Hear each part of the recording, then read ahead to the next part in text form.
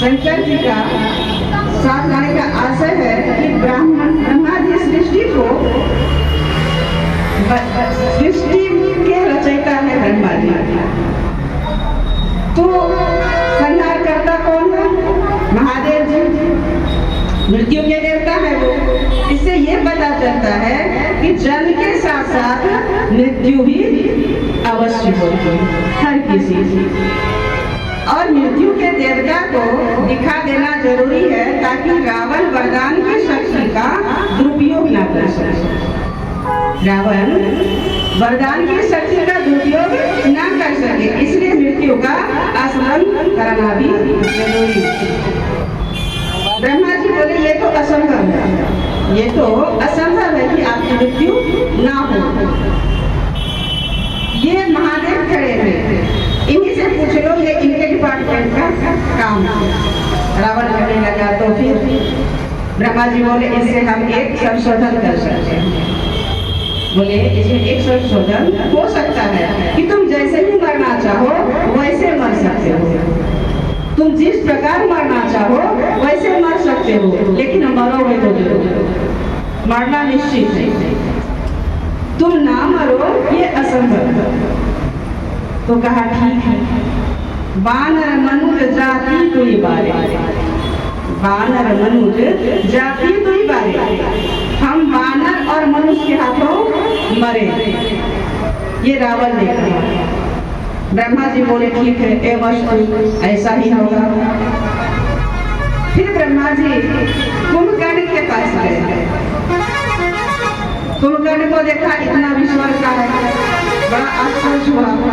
सोचने लगे कि ये भोजन कितना करेगा, जब इतना विशाल शरीर है ये भोजन कितना करेगा। सारा तासुमति तेरी मागे से नींद मास सटके।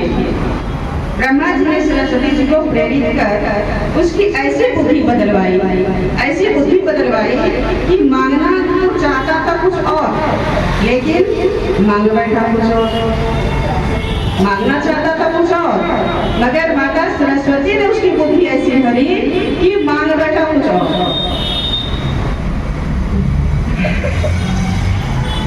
भगवान तो यही चाहते भी थे, भगवान का ही रचा हुआ सारा खेल था कि हम 1-2 दिन सोए, बाकी 6 महीना जागते रहे।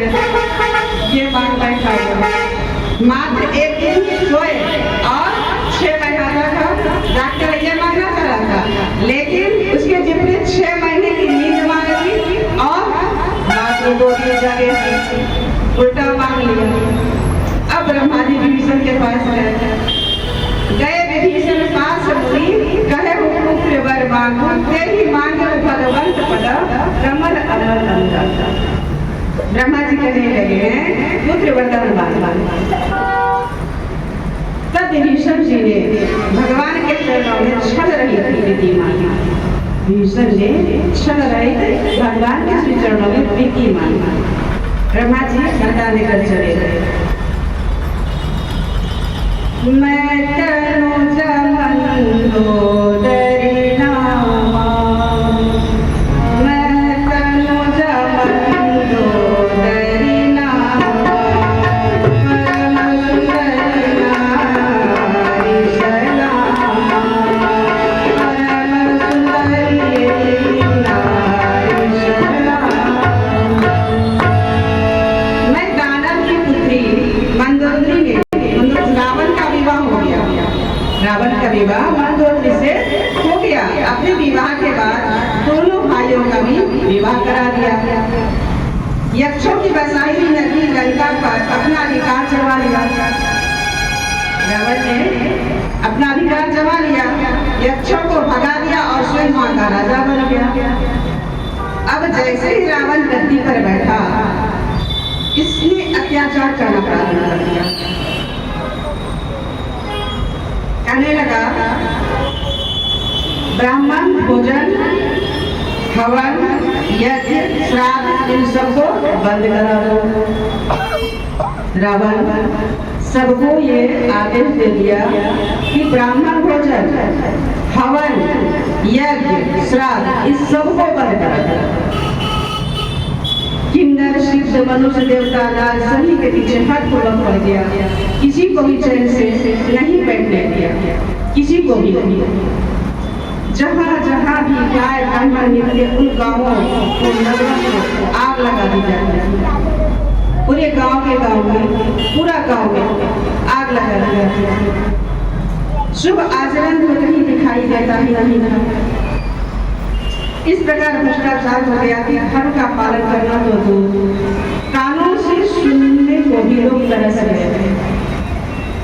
इस तरह भ्रष्टाचार बढ़ा। यदि कोई चोरी छुपे वेद पुराण पढ़ता या पकड़ा जाता, ये पूजा पाठ वेद पुराण का पाठ कर रहा है, तो उसे अनेक प्रकार से प्रताड़ित करके दंडित करके देश से निकाल दिया जाता था। इतना अन्याय अत्याचार राक्षस करने लगे जिसका वर्णन नहीं किया जा सकता। अच्छा, राक्षस होते कैसे हैं? राक्षस होते कैसे हैं? ये बड़ा सा सिर होता है, बड़े बड़े सिंह और ये बड़े बड़े दांत, चित्रांकन। ये बात है।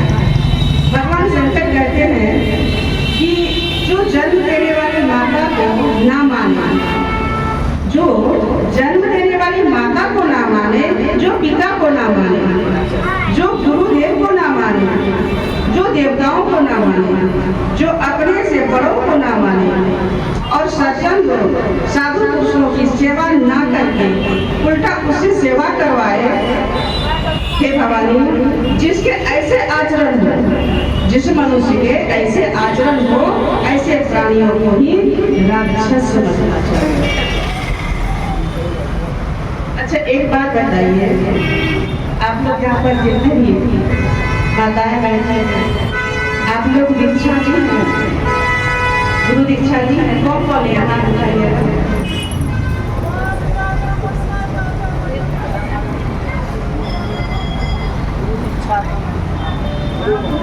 तो मतलब मात्र 5-6 ही माताएं हैं जो दीक्षा नहीं ली, बाकी सब ली है। अच्छा, कौन कौन दीक्षा नहीं ली है वो जरा सा हाथ उठाइए। जो दीक्षा नहीं ले पाई है अभी तक, गुरु दीक्षा जो नहीं ले पाई है वो हाथ उठाइए। जो गुरु दीक्षा नहीं ली है वो हाथ उठाइए।